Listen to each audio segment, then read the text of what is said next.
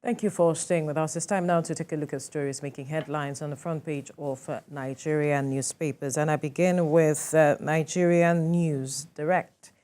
The major story here says Tinubu seeks National Assembly's approval for fresh $8.7 billion, 100 million euros loans to defend 2024 budget borrowing plan at joint plenary session later today, and we'll definitely bring you details of that, where the president will be presenting the budget before the joint plenary session of the National Assembly.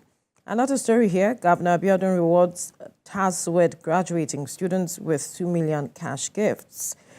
226 crude oil theft incidents recorded in 1 week, NNPCL is saying this. Rivers Gubapo Fubara emerges victorious at appeal court.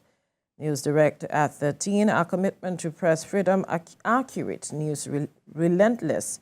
The executive director is saying. Again, stock market closes negative with 164.7 billion naira loss. Other details of the stories you will find when you pick up the Nigerian News Direct newspaper. To the Daily Trust now, and the major story here says Tinubu seeks fresh 7.1 trillion naira loans to fund Greek health, road, water sectors. Nigeria's debt hits 94 trillion naira. A rise in debt profile worrisome, must expand revenue base, experts are saying. And some other stories there. Leadership crisis rocks Bauchi Assembly as court sacks Speaker, Deputy. Electoral reform, Jega advocates prescription of cross-capital, INEC unbundling. 11 traders die in Kebbi Road accident. A really sad one there. Now subscribers grumble over data depletion rate. At the top corner, can we election judgment disparity, airing judicial officials to be punished? NJC is reacting. Airlines must pay compensation for cancelled, delayed flights. Federal government, NSITF crisis festers despite Lalong's intervention. Panel deepens probe. Details of all these stories in the pages of the Daily Trust. To the Nigerian Tribune now. Ayedatiwa Ondo Speaker reveals details of deal brokered by Tinubu, highlights how Deputy Governor will sign undated resignation letter to be submitted to President. Says he remains under Deputy Governor. Impeachment proceedings halted. Take actions to forestall further crisis over Akerele Tolu's absence. Ondo Indigenes, right CJ. Now, Ekiti government sues Chef Dami's pastor, demands 10 million naira damages. Minister of Power to prioritize metering, distribution, transmission infrastructure. Shaun of Ubumosho to get staff of office December the 19th. Alleged procurement fraud, Emefiele yet to meet bail conditions. Court adjourns hearing to January 2024. Now, Senate passes 57 billion naira police trust fund budget. Oshoba to chair Olamiti's book launch on Thursday. Niger Republic, as the story at the top corner, Northern Senators asks ECOWAS to lift sanctions, urge Tinubu to restore electricity supply, task military junta to roll out transition plan, release Bazoum. Tinubu seeks National Assembly's approval for $8.6 billion, 100 million euros 2022 to 2024 borrowing plan. We can build $1 trillion economy in 10 years, President says. We have no grudge against media practitioners, he adds. And to the First News newspaper, this story, Ondo Assembly's plot to declare Ayedatiwa acting governor fails. Speaker reveals Deputy Governor is to sign and submit undated resignation letter to President Tinubu. Another story here. Adamawa attack, we are not at war with military, the Inspector General of Police is saying. Ex-Petroleum Minister excelled in corruption. T.Y. Danjuma is saying this. INEC should be unbundled. Jega is speaking. Tahiru Jega. Supreme Court didn't give judgment in Obi's case. Labour Party. Emefiele to spend Christmas, New Year in prison. Reps move to halt alleged plan by Edo State government to split Benin Kingdom. Rivers Guba Appeal Court dismisses case against Fubara. Leadership crisis rocks Bauchi Assembly as court sacks Speaker Deputy. And at the top corner, Governor to inaugurate new aircraft plans additional 3. And to the Nation newspaper now. President seeks Speaker Ayedatiwa, that's a major story, Ayedatiwa to send quit letter.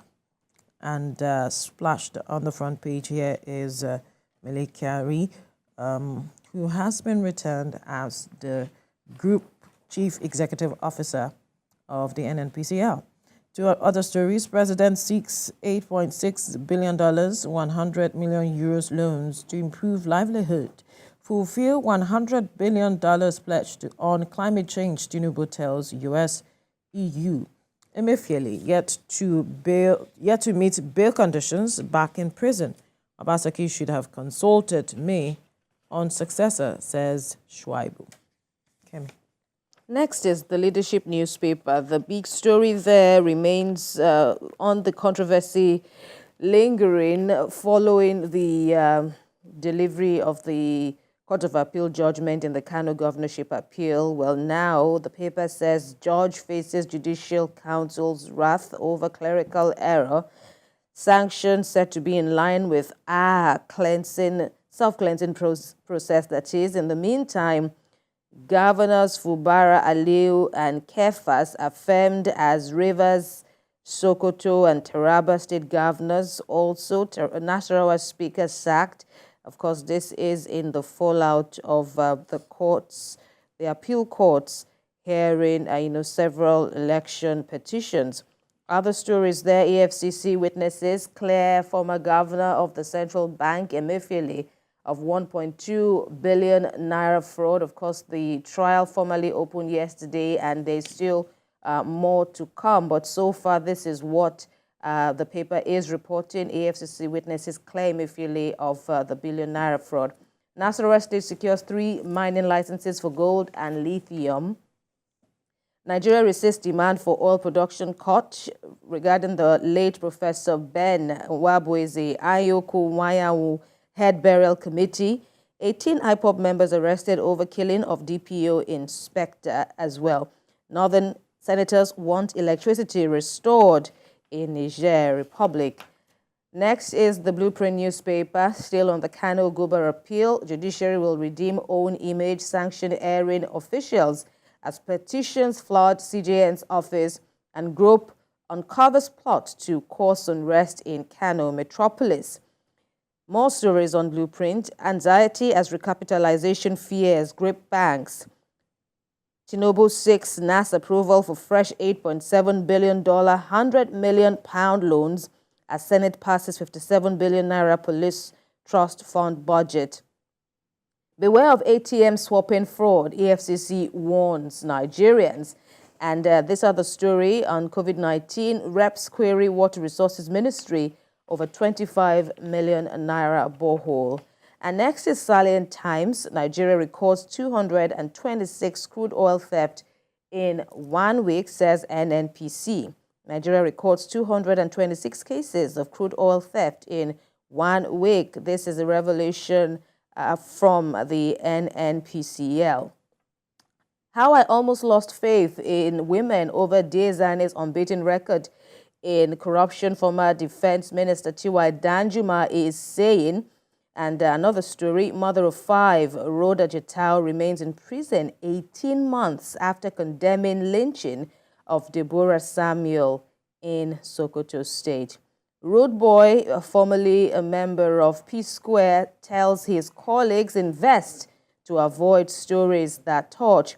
And still from the entertainment scene, so to speak, Iyabo Ojo sues Lizzie Anjorin, demands 500 million naira in damages. At last, Bishop Oyedepo's son unveils his own ministry, and shown of Ogbomosho's coronation fixed for December 14 to the 19th. On Edo governorship race, Shuaibu, the deputy governor, says no one can stop him from securing PDP tickets. Let's check out The Guardian now.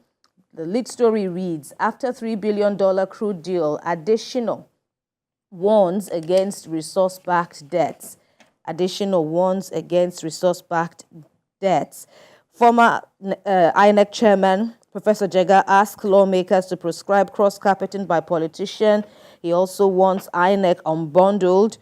He has been in the news of late, Professor Mahmoud Jega. Over 27 million kids driven into hunger, malnutrition by extreme weather, The Guardian is reporting. And subsidy removal has battered us with hardship pains as well. That's according to pensioners. Let's check out the Daily Independent. We must prescribe cross-carpeting on Bodul INEC. That's still former INEC chairman, Professor Jega, speaking there. Stakeholders urge for more reforms in the current Electoral Act as NAS committed to reforms as well as INEC's independence, says President of the Senate, Godswill Akpabio. Regarding the Ondo government controversy, the Ondo House of Assembly is saying we cannot make Aiyedatiwa acting governor. Senate rejects bill seeking parties to replace dead elected officials. Appeal court upholds election of Fubara as Rivers governor. All right, let's quickly go to the West, Best of the West newspaper. Still, Ondo Assembly fails to swear in Aiyedatiwa, the current deputy governor, as acting governor. That's the story just below the masthead. Now, move your houses or we demolish them. That's an ultimatum given by the governor of Lagos State, a 7-day ultimatum that is to owners of illegal buildings in Lekki. Makinde, Oyo State governor, to present staff of office to Seun of Ogbomosho, December the 16th. 1 year in office, Osun APC disagrees with Governor Adeleke over achievements. Right.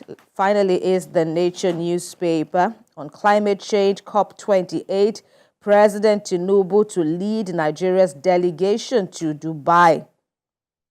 UN Secretary General urges climate action ahead of COP28. Just as, more stories there regarding the environment.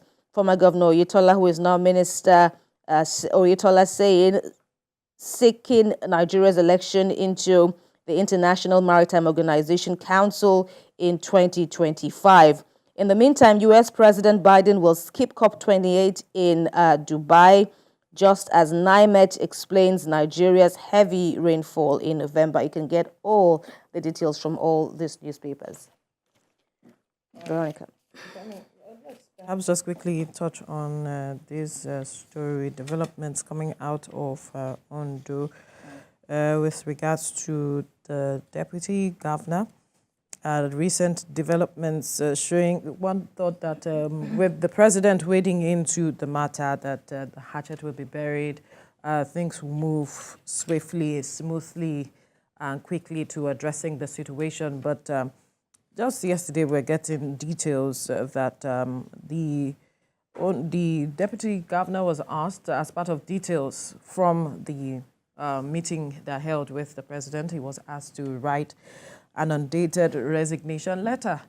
And that also is beginning to spark some controversy because there's been this conversation with regards to he being declared acting governor or not being declared as the acting governor. The fact that there are factions already in the House of Assembly, the State House of Assembly. There are those for the deputy and those against, and those for the governor. Unfortunately, this is happening, and the people are the ones bearing the brunt of whatever the crisis is in the state as we speak. One is hoping that this matter will be resolved as quickly as possible. Absolutely. It is very crucial that, the bigger picture is not ignored, just as, interests. We have people with diverse interests. It's important that, our leaders who have sworn to see to the welfare and the development of, the estates of, the governed, so to speak, that they act as such, because the situation in Ondo State is really worrisome, and it is best that all hands are on deck to nip this, in the board before it escalates even further and causes a crisis, on their hands. You said that the president intervened and it was a welcome development, but I've noticed that following that intervention, there doesn't yet seem to be, some form of clarity. One would have expected that with the president's intervention, the dust settles, everybody goes back and adjusts, so to speak. But, looking at the stories emanating, from Ondo State as we speak now, it appears that there is still some form of confusion. The House of Assembly is speaking in their own language. The deputy governor also seems to have, an expectation which is not being given, because the powers to emerge as acting governor, so to speak, rests in the House of Assembly. And, no one seems to be, on all fours. There's no synergy. There's no synergy, and, that doesn't speak well for it's such an important He made a pledge before. Yeah, he made a pledge before the president while they were in that meeting with the president, that he was going to carry everyone along, and that was what we were hoping to see when they returned to the state after that meeting. I think it was also supposed to have withdrawn cases in court. Yes, in court, suspend every case again. Yes, so we are yet to see all of that happen, and we are hoping that in the coming days, all issues will be resolved. Like we have mentioned, the bigger picture is about governance, the dividends of democracy for the people. Ondo State is crucial as we speak to the economy of the country. We'll leave the conversation here now.